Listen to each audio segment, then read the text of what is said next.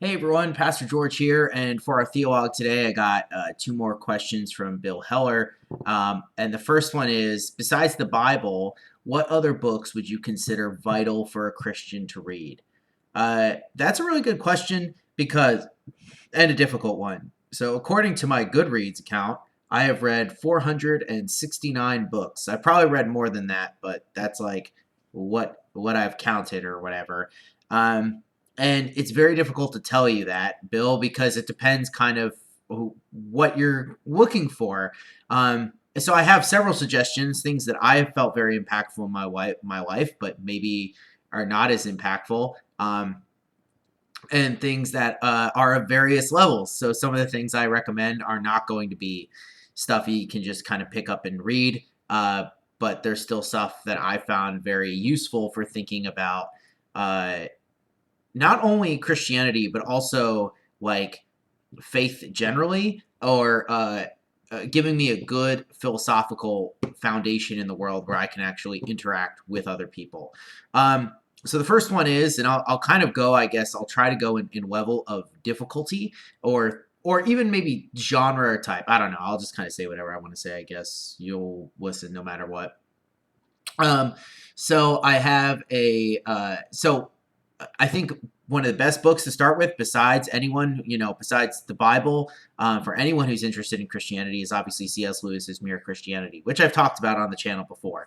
I think that you can get a very good sense of what's important about the Christian faith from C.S. Lewis in that book, and so I think it's really good. And I think it does a really good job of being approachable, while also covering a lot of the things that people normally bring up.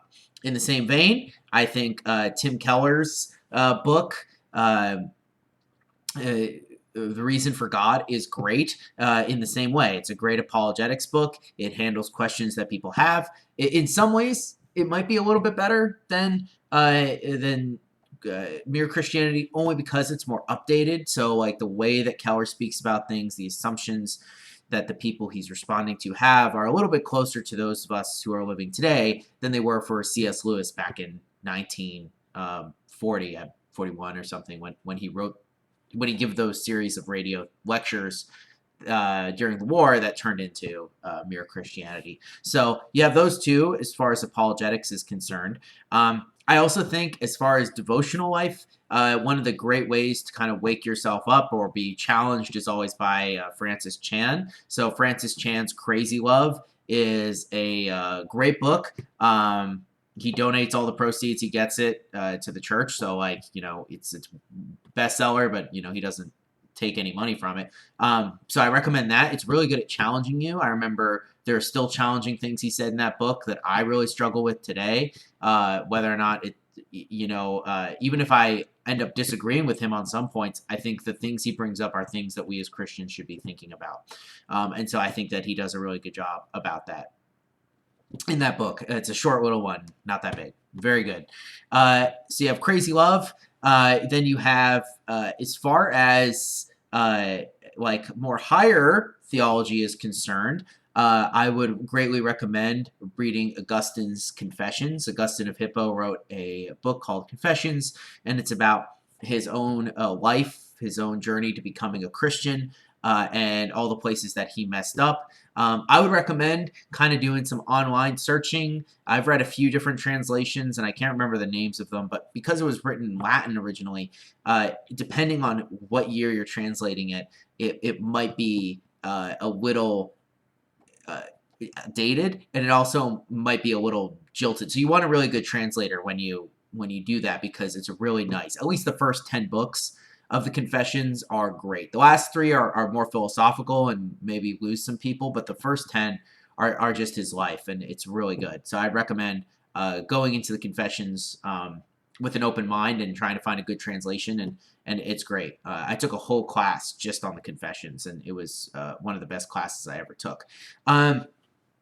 As far as Christian history is concerned, there are like lots of good books on Christian history. I think the one that is kind of came out now, and I think will be an important one, not only for just the fact that it's kind of a good summation of the whole churches thing, but really its impact on our minds today is this one. It's a book by Tom Holland. It's called Dominion. I give this out as a gift to people because I really just do think it's that good.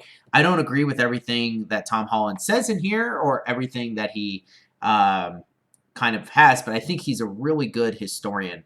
And so the name is Dominion, and it's how the Christian Revolution remade the world. And it's all about how all the assumptions that people make today, basically, no matter what culture you're from, especially if you're from the United States, are Christian assumptions, and how we lose a lot of the things that we take for granted if we get rid of Christianity. And I think that it's a really good. Really good. So I recommend that one if you're more into the history thing. It is big. It's like 600 something pages, but it's well worth the read. If more, on beat historical dry stuff isn't your game, and you like fantasy or something that's a little stuff that's out of bounds, I've recommended before the Canticle of Leibowitz on the channel. Canticle of Leibowitz is by a Catholic novelist, Walter Miller Jr., I believe, and he does this great science fiction of a post-apocalyptic world where monks are kind of the only people to have kept the secrets of the past, and it's all about humanity and souls and things like that. It's just a really good story, so I'd recommend that. It's one of those books, and this is going to have something similar to my second one, where unless you know what the author is doing, like unless you're kind of a Christian and you can recognize these things, you can actually read that book and enjoy it even if you're secular. And so I recommend it for that reason as well, because one of the things, I've talked about this before, is I don't like Christian art that's explicitly and kind of cringily Christian, right? Because I think it doesn't really reach people the way people want it to. It ends up kind of just becoming propaganda for Christians, and I don't think we really need that, although it might be helpful sometimes. But speaking of which, another good fantasy novel this time, if you're into fantasy. It's not The Lord of the Rings, and it's not C.S. Lewis. I think the Chronicles of Narnia are bad for the reason I just said. It's Andrew Klavan's Another Kingdom series. He has 3 books in this. Another Kingdom, The Nightmare Feast, and The Executioner's Sword. It's a fantasy story about a guy who gets sucked in, kind of like a Narnia type thing, although not for children. This is very much for adults, which is why I think it's important for Christians to realize that one of the things I really like about Andrew Klavan as a Christian author is the fact that he doesn't just jettison sin from his stories, is that he really kind of deals with them, the consequences of and the reality of them. So good fantasy novel if you are into fantasy. If you're not, if you're looking for stuff, if I could recommend stuff outside of what I've read that has really impacted me, a lot of it has been like really philosophical stuff. The problem with philosophical stuff is you can recommend it to people, but it might not be exactly, not because people are dumb or anything like that. It might not be intelligible to them, not because they're dumb, but just because they don't have the scaffolding or really the classroom environment to help them work through it. Like a lot of these things, like if I read it on face value, I wouldn't understand it. I just have friends that I talk with about them, so we can kind of make sense of them together. But important ones for me would be Michel Foucault's History of Sexuality. Is really important today, especially for some of the conversations that we're having just out in the world. I think that's going to factor in big time when I eventually get to teaching around on that type of stuff. I think, what's his name? He did The Myth of Sisyphus. I'm drawing a blank. Albert Camus and The Myth of Sisyphus is a really good atheistic novel, or story, I guess, treatise, whatever you want to call it, on how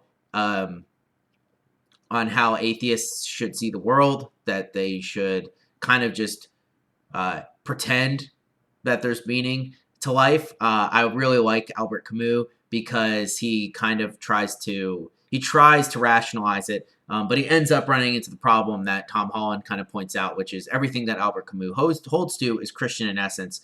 So he kind of just says, well, we as atheists just need to pretend. And I like atheists who are honest. And so I appreciate Camus for that. Obviously, though, I still find that to be just a waste of time. I would say that no, you don't pretend. You just kill yourself and admit your life is meaningless. And then don't do that though to anyone who's listening, because God is real. So don't do that. Your life has vast meaning and vast worth. And lastly, I have Friedrich Nietzsche and his Thus Spoke Zarathustra, which is also a philosophical treatise. And that's the God is dead type thing. Same thing as Albert Camus, just really important because he says that it's God is dead and we can kind of invent our own morality. And to Nietzsche, that meant the strong ruling over the weak. And you can see how that kind of has played out in society. There are a lot of important books. I don't know. I'd link my Goodreads to you guys if I wanted to, but I probably won't because it just, I like to keep people in the dark about what I'm reading. Unless you're my Facebook friend, then you get to see it by default. But then, but yeah, that's kind of where I'm where I would recommend. So Mere Christianity, Reason for God, Canticle of Leibowitz, Confessions by Augustine, Andrew Klavan's Another Kingdom, Dominion by Tom Holland. And just try and read a lot of people that disagree with you, especially maybe some of the more prominent 20th century atheists, because that's the type of people have all of their beliefs have watered down in less good ways to people on the bottom who now declare themselves to be atheists, right? So if you can understand people up here, you can deal with people down here. And that's a lot of what Keller and C.S. Lewis are doing. So that's why they're important to read. So that's a good question. You had another question for me, and it was, as you probably know, the words to Amazing Grace fit well into the tune of Gilligan's Island and vice versa. Which do you like better, Amazing Grace to the tune of Gilligan's Island or Gilligan's Island to the tune of Amazing Grace? Is it American Grace? Whatever. So Bill, I don't know by looking at me if you can tell this, but I'm not 900 years old. So I didn't know what Gilligan's Island was, so I took a look at it. And well, I did know what it was. I knew it was like this thing where a bunch of people were stuck on an island, right? Because my aunts and uncles would, my dads and my mom would talk about it or whatever. But I'd never seen it before. I don't think. Maybe I've seen clips of it very rarely on like documentaries or something on YouTube, maybe. And so I checked it out. And I think it's just because I encountered Amazing Grace first that I'd say that the words to Gilligan's Island to the tune of Amazing Grace sound a little bit better to me. But it can go either way. I wasn't aware of that, but thanks for bringing it to my attention. Yeah, and so now I have something else to talk about and to date myself by. So thanks for those questions. I appreciate it. I will see you guys on Sunday for worship, and I will see you guys next week with my theologs and such. Peace out.